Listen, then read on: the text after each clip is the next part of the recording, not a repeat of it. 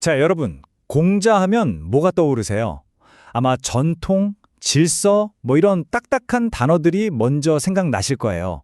맞아요. 수천 년 동안 동아시아 사상의 기틀을 다진 정말 어마어마한 인물이죠. 우리가 보통 생각하는 공자는 뭐랄까, 하나 없는 아주 근엄한 성인의 이미지잖아요. 그가 한 말은 곧 법이고 그의 삶은 완벽 그 자체였을 거다. 이렇게들 생각하죠. 그런데 말이죠. 만약 그의 실제 삶이 우리가 아는 그 이미지랑 완전히 180도 달랐다면 어떨까요? 오늘 이야기는 바로 그 지점에서 시작합니다. 우리가 알던 공자의 가면을 한꺼풀 벗겨내고 어쩌면 실패와 역경으로 가득했던 그의 진짜 인간적인 모습을 한번 들여다보려고 해요. 자, 지금부터 우리가 전혀 몰랐던 그의 진짜 이야기가 시작됩니다. 모든 이야기의 시작이 중요하잖아요. 공자의 시작은요, 우리가 생각하는 그런 성인의 탄생, 이런 거랑은 거리가 아주 멉니다. 아니, 오히려 한편의 막장 드라마에 가깝다고 해야 할까요? 정말이에요. 이 시작부터가 정말 좀 충격적입니다. 공자의 아버지가 무려 70살의 노인이었고요. 어머니는 16살의 소녀였어요. 와, 지금 기준으로 봐도 정말 상상하기 힘든 나이 차이잖아요. 이게 2500년 전이라고 해서 당시에도 평범한 일은 절대 아니었을 겁니다. 실제로 기록을 보면요, 이 두 사람의 만남을 야합이라고 표현해요. 이게 무슨 뜻이냐면 정식으로 예를 갖춘 혼인이 아니라 뭐랄까 들판에서 이루어진 부적절한 만남이라는 그런 뉘앙스거든요. 자, 벌써부터 우리가 알던 그 질서의 상징, 공자의 이미지가 와레를 무너지는 소리가 들리지 않으세요? 여기서 끝이 아닙니다. 그의 배경은 더 독특해요. 이름이 공구잖아요. 이 구자가 언덕이라는 뜻인데 왜 이런 이름이 붙었냐면 태어날 때 머리 윗부분이 언덕처럼 움푹 들어가 있는 좀 기이한 모양이었기 때문이라고 해요. 게다가 어머니 쪽 집안은 당시 사회에서는 좀 특별하게 여겨지던 무당, 그러니까 샤먼 집안이었을 가능성이 높다고 합니다.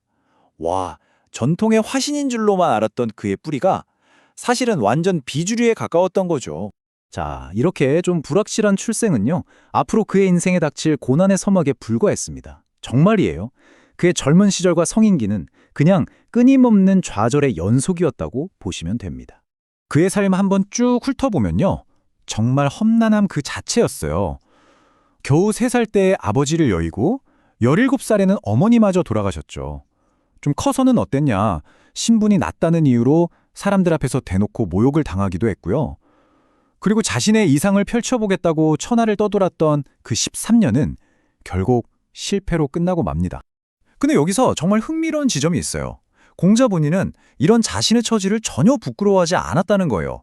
한 번은 제자들이 스승님은 어쩜 그렇게 다재다능하십니까? 하고 물으니까 뭐라고 대답했는지 아세요? 나는 태생이 미천해서 그래. 그래서 잡다한 일에 능한 거지. 이렇게 아주 담담하게 말했다는 겁니다. 이게 뭘 의미할까요?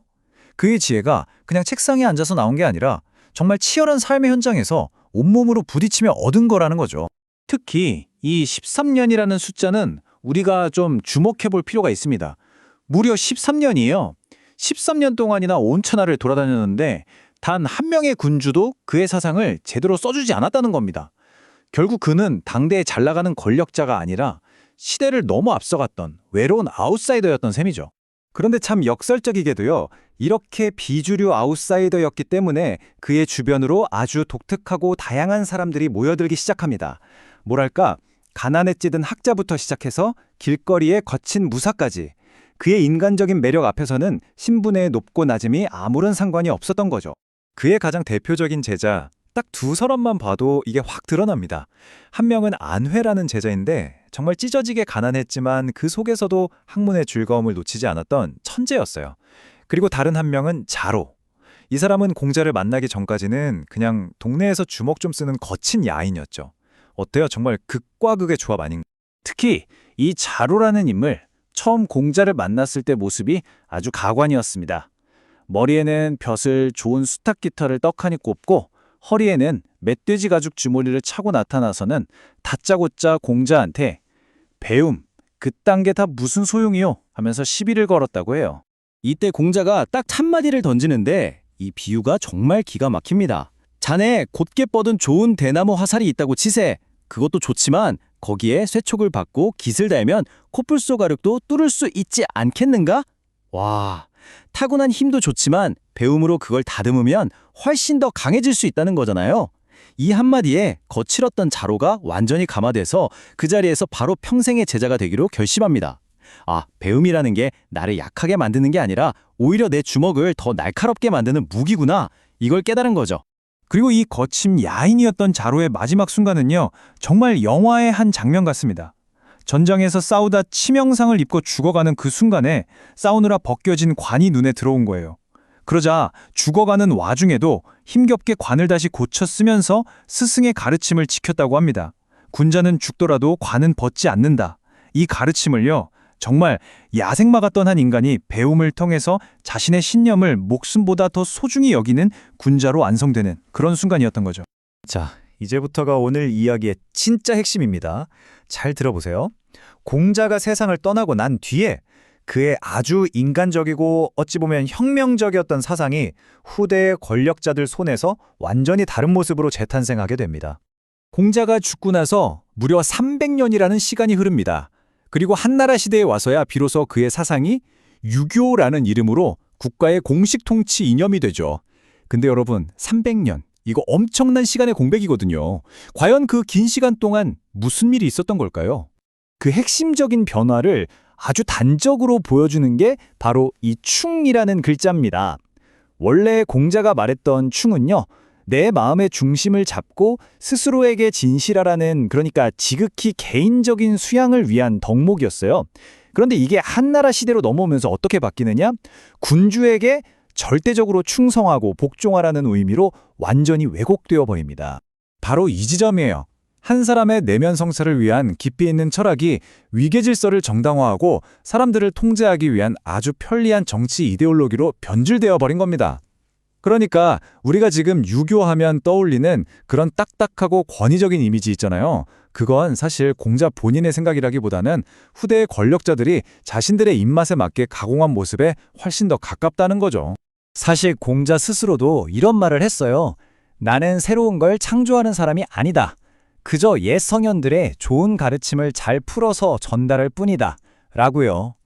그는 뭔가 새로운 교리를 만들어서 숭배받으려던 교주가 아니었던 거예요. 그저 과거의 지혜를 빌려서 현재의 문제를 해결하고 싶었던 아주 현실적인 사상가였던 거죠. 자, 오늘 이 공자의 이야기는 우리에게 꽤나 묵직한 질문 하나를 던집니다. 우리가 너무나 당연하게 알고 있는 수많은 역사 속 인물들, 과연 그들의 이미지는 진짜 본인의 모습일까요? 아니면 공자처럼 후대의 필요에 의해 교묘하게 만들어지고 덧칠해진 허상은 아닐까요? 한 번쯤 곰곰이 생각해 볼 만한 문제가 아닐까 싶습니다.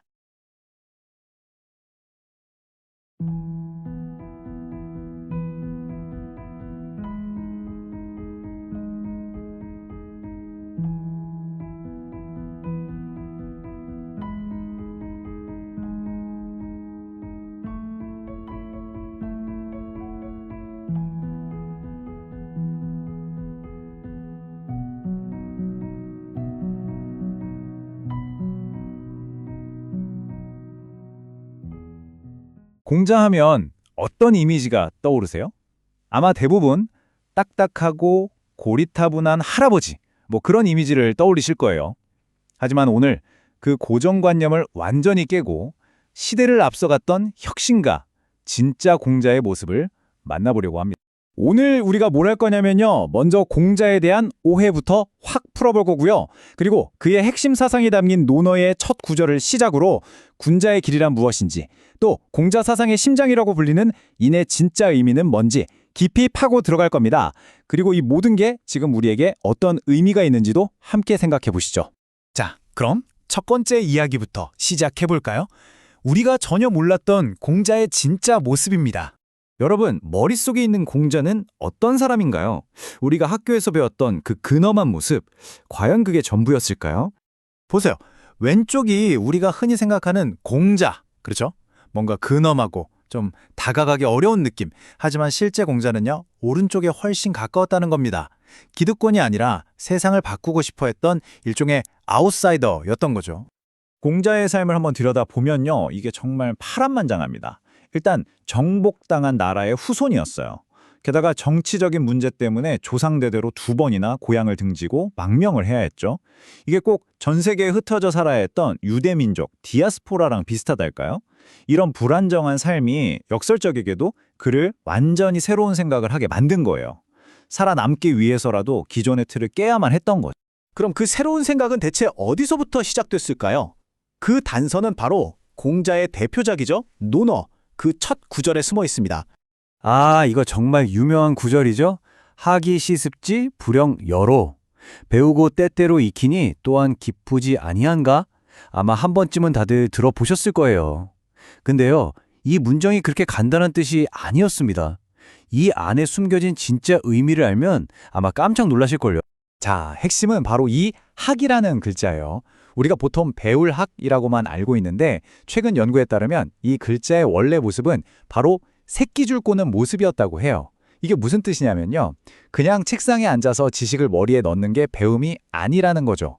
흩어져 있는 주벼라기들을 엮어서 튼튼한 밧줄을 만들듯이 단편적인 정보, 사람, 생각을 하나로 엮어서 완전히 새로운 가치를 만들어내는 거. 그게 바로 공자가 생각한 진짜 배움이었던 겁니다. 생존 기술이었던 거예요. 바로 그거예요. 논어에서 말하는 첫 번째 기쁨, 열이라는 게 바로 이겁니다.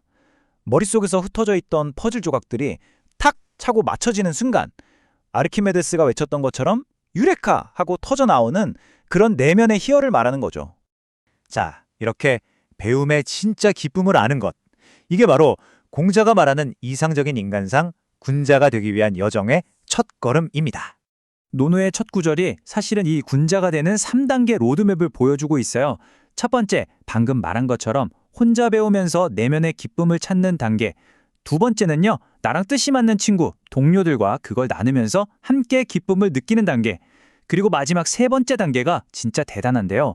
세상이 나를 알아주지 않아도, 누가 인정해주지 않아도 내면의 평온을 잃지 않는 경지에 이르는 거예요. 정말 멋지지 않나요? 그럼 이 험난한 성장의 여정을 계속하게 만드는 힘, 그 원동력은 대체 뭘까요? 그게 바로 공자 사상의 심장이라고 할 수 있는 개념, 바로 인입니다. 우리가 인하면 보통 어지린자니까 자비, 사랑, 인간다움 이렇게 배우잖아요. 맞아요. 근데 이것만으로는 뭔가 좀 부족해요. 그 진짜 의미를 확 와닿게 해주는 기가 막힌 비유가 하나 있습니다. 한번 상상해 보세요. 인을 작은 씨앗이라고 생각해 보는 거예요. 겉으로 보면 그냥 가만히 죽어 있는 것 같잖아요. 하지만 그 안에는요, 주변 흙의 온도나 습도 같은 아주 작은 변화까지 감지해내는 엄청난 감수성이 숨어 있어요. 그러다가 딱 맞는 조건이 되면 잠재력을 폭발시키면서 싹을 틔우죠. 바로 이겁니다. 인이라는 건 씨앗이 흙에 반응하듯이 우리가 타인에게 반응하는 타고난 감수성이에요. 다른 사람의 기쁨이나 슬픔을 감지하고 서로 연결돼서 함께 성장하게 만드는 능력? 그게 바로 공자가 말한 인의 진짜 모습인 거죠. 와, 정말 깊은 뜻이죠. 그런데 이런 2500년 전 이야기가 지금을 사는 우리랑 무슨 상관이 있을까요? 자, 마지막으로 이 오래된 지혜가 우리에게 던지는 메시지 몇 가지를 한번 살펴보겠습니다. 옹고이지신, 옛것을 익혀 새것을 안다. 이것도 정말 유명하죠. 공자는 무조건 옛날 게 좋다고 한 게 아니에요.